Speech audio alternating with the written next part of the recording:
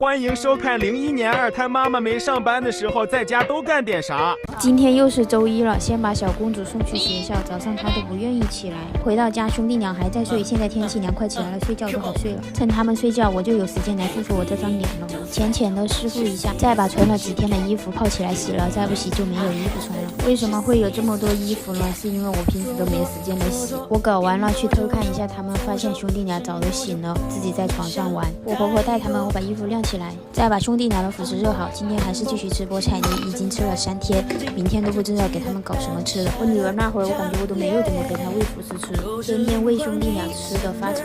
开饭了，开饭了！早上起来好像不愿意吃辅食，一边吃嘴巴一边还在嘟囔，还是想喝奶，没办法，不想吃就给他兑奶喝吧。喝上来了，瞬间就安静了，看他们喝来好认真。看吧，这被我说中了，姐姐真传染给弟弟了。